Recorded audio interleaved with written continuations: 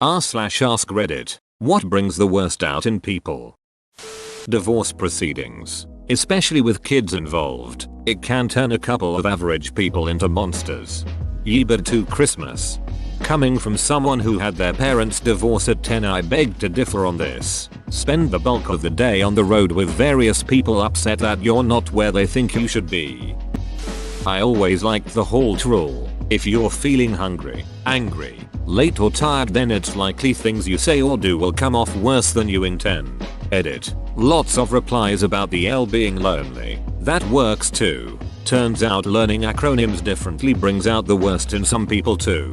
One of my favorite quotes that is related to this. If you think everyone hates you, you probably need to sleep. Semicolon. If you think you hate everyone, you probably need to eat. I feel like this is how I got fat. Face rolling on the floor laughing. The word free in a retail or restaurant type of setting.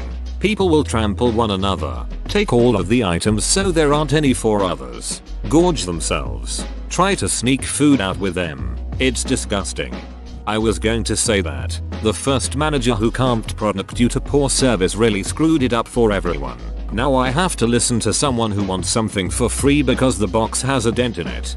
There was a clinic in my city that wanted to try the Robin Hood style service where they would charge well-off patients but treat the poor for free. This ended up backfiring as they got flooded with poor patients, and even those who could afford treatment pretending to not be able to. They closed down and presumably moved location within a year. Edit. Third world country with a good portion of lower income families, lazy enforcement of laws, and dying of citizens. When a loved one dies, people get really weird in a bad way about money and stuff. I know a bunch of people who had relatives who flat out stole money and valuables after the death of a family member. It's crazy. My own family has a permanent rift because when my grandmother died, 2 of the 5 siblings cleaned out her accounts. Hell, they don't even have to be dead. When my great-grandmother moved from her apartment to a nursing home, some of her children and grandkids helped her pack up her apartment. By which I mean it was a full-on feeding frenzy of theft. She was a 87-year-old woman who had been widowed for about 50 years at that point, so she certainly wasn't wealthy. But some of those people would have ripped down the wallpaper if they thought they could have sold it. My dirtbag cousin stole about $40,000 cash that his dad had stashed in the house. When both of his parents were in a nursing home, my cousin had been a real a-hole to a lot of people over the years. But this was the final straw. I never spoke to him again. He died a few years later. TBH, I didn't mourn. Weddings. My father is a minister. He says he would rather help with a funeral over a wedding any day. Weddings leave people with a sense of extreme desperation to achieve perfection. The worst is when the expectation for perfection is from the mother of the bride and not the engaged couple. Nothing worse than 2 kids trying to have a nice day and momzilla just ducking decimates it because she can't stand not being the center of attention for one moment. As someone in the wedding industry, this right ducking here. Stress. Most of us are capable of being decent human beings who make a positive contribution to society. You add stress into the mix and people start to crack. Financial stress, relationship stress, work stress. It doesn't matter. When our focus is pulled into simply surviving and staying afloat, our ability to empathize or provide support to others greatly diminishes. I think this is tied in with the low morale we are all experiencing right now. We're all unbelievably stressed. I've seen some of the nicest people completely snap and act shockingly because they just can't take the pressure anymore. Add lack of sleep and you get a human grenade. You don't know where or how, but they're going to go off. Exactly, and stress leads to insomnia or nightmares for many. So it's a circle. You sleep less, have no energy, more stress, even less sleep, and so on till one snaps and it's a disaster. Traffic. A person who is cut off while driving, F you. That same person who is cut off while walking, oop, sorry, after you. It's really hard to kill someone by walking into them. It's really easy to kill someone by driving into them. I think the stakes and the stress that comes with them are what makes the difference here. Inheritances. I've seen both my family and friends' families absolutely ripped apart after someone dies and another family member doesn't feel they've received their share, or that the will was unfair, or that property mysteriously goes missing before the estate is settled. Awful, awful stuff. I think the worst is my friend's dad and his sister haven't spoken for over 30 years due to a squabble over their mother's will. 30 years. The kicker is that they're both quite well off on their own. Friend's dad is a very successful trial lawyer and friend's aunt married a successful doctor. This wasn't money either of them ever actually needed, but they've not had a relationship for decades because of it. Sad. My grandmother isn't even dead and people are already deciding how they'll split the inheritance like there won't be a will. She's got hundreds of thousands and I've been consistently telling her to spend it all on herself. The lady never had a brand new car in all her life. She's 90 and got her license before she hit 20. She bought a thick ass CRV recently and a house for her and her daughter. Cash.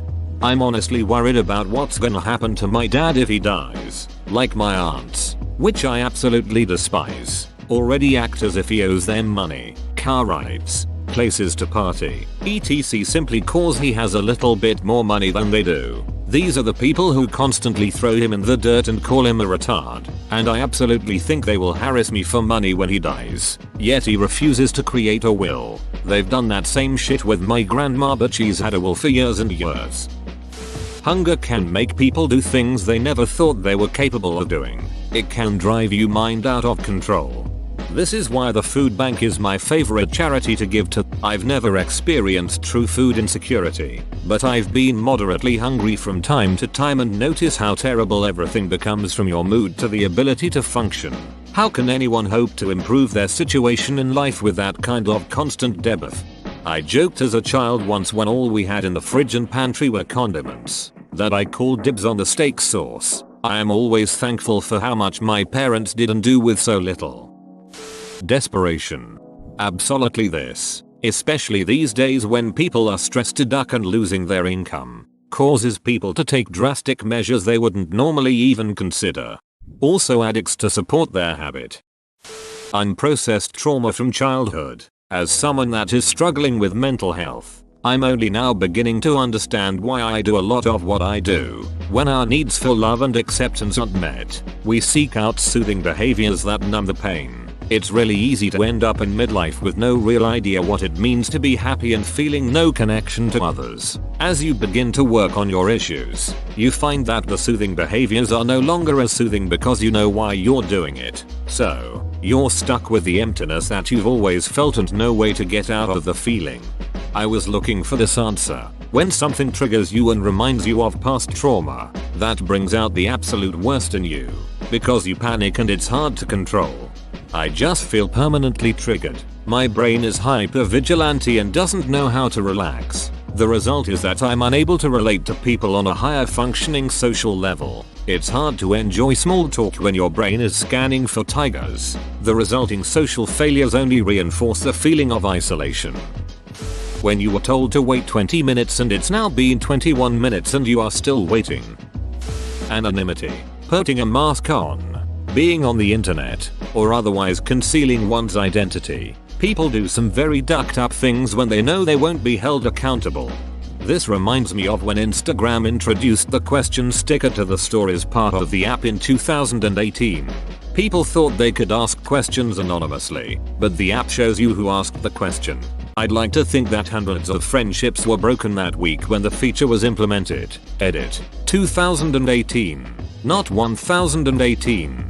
People thought they could ask questions anonymously. It was a rude awakening for a lot of people, I think. I remember a radio host in my city had to make an Instagram story stating that the feature is not anonymous and that he could see the rude and hateful messages people were sending, or the very personal ones asking about exes and family members. He went on to say that people need to watch what they say online, cause sometimes when you think you're being anonymous, you aren't.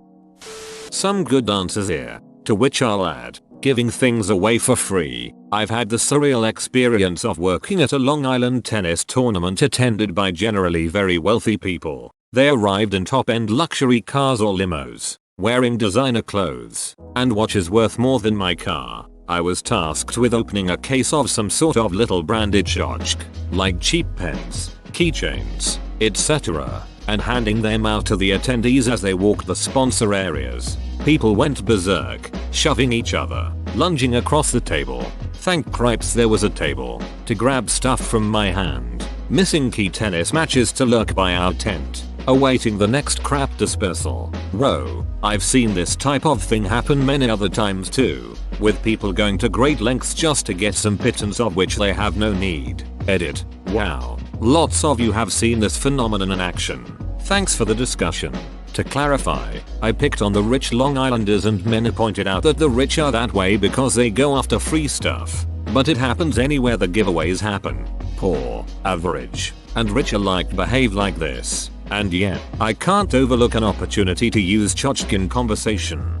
There was a line in Crazy Rich Asians. No one loves free stuff more than rich people. I was floored how in the book all these extremely wealthy women who flew to Paris on a private jet that had a state-of-the-art yoga studio inside of it wanted to take all of the hotel freebies, bottled water and cook ramen in their hotel room lol. Black Friday. Ah yes, the only day of the year you can see a Karen curb stomp a kid over a PS5.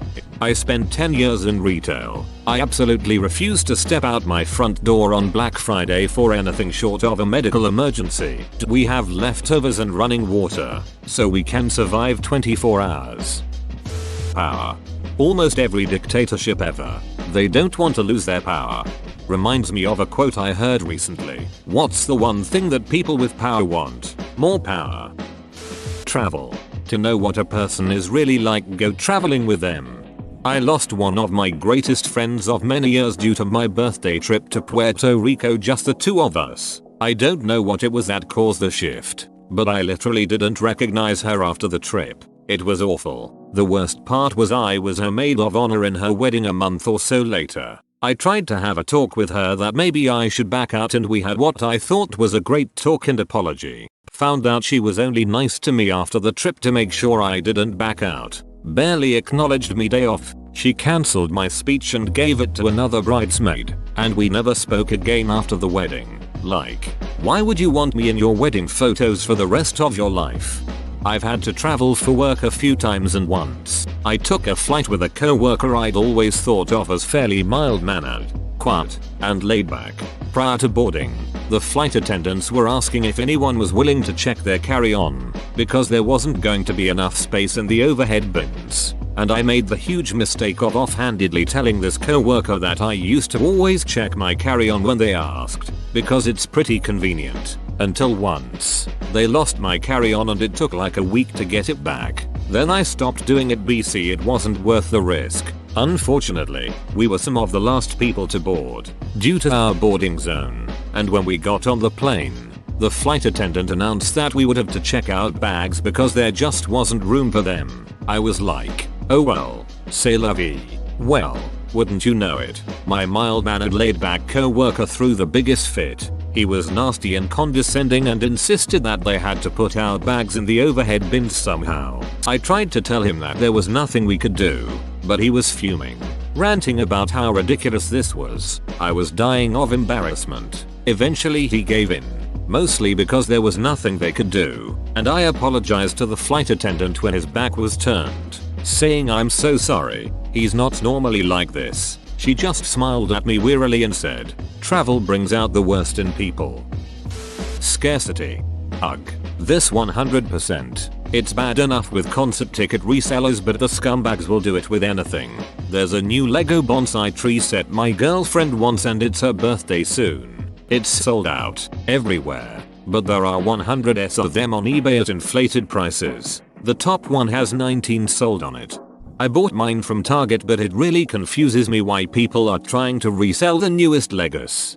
They're gonna restock at some point, and even so after eBay fees and shipping they're making like $5. I don't get their logic unless they straight up stole them. Funerals. All the heightened emotions make people irrational. Any buried family drama comes out at the worst possible time. I've been caught in the middle of it before. I didn't even know the deceased. I was there supporting my friend who had lost her mother. Someone decided this was the time to air a 20-year-old grudge as my friend walked by. My friend was so caught off guard by the accusation she was speechless. I told this crazy lady this wasn't the time or the place for this conversation, so she turned on me. Next thing I knew, some other family member was violently yanking her out of the room. I guess it could have been worse. But why did you have to make a scene at a funeral? My great-grandmother died a few years back and my aunt told my other aunt's son that he looked handsome and that she was excited for him to start at insert SEC school here at the reception, and he decided to rip absolute ass in front of her in response. B. Farted on her? Mario Kart Monopoly, you know, basically any game where you can really duck over your friends and family. C. My family used to embrace that. My brother, my step-siblings, and I used to play a version of Monopoly which was essentially Calvin Ball on a board. The goal was to enrage each other, which would then prompt exaggerated laughter from the others. This entire game was played while we drank sparkling cider, which was our stand-in for champagne, directly from the bottle. On one memorable occasion, I won by robbing the bank, then insisting that the manager had owed me a favor. My brother shouted about how I was cheating, which signaled my victory. I've always kinda thought stealing from the Monopoly bank is in the spirit of the game. Ego. That's the word. I was about to say jealousy and the constant need for revenge, but ego fits better. Money. The moment money is involved, a person's true nature comes out, and most of the time it won't be pretty. This reminds me of all the people who lost their money due to lotteries because so many people thought they deserved some of it till the actual winner had nothing left. I did an April Fool's prank many years back, where I posted a pic of a legit scratch-off ticket, but used Microsoft Paint to cut-paste the winning symbols over the losing symbols, so it looked like I won $1 million.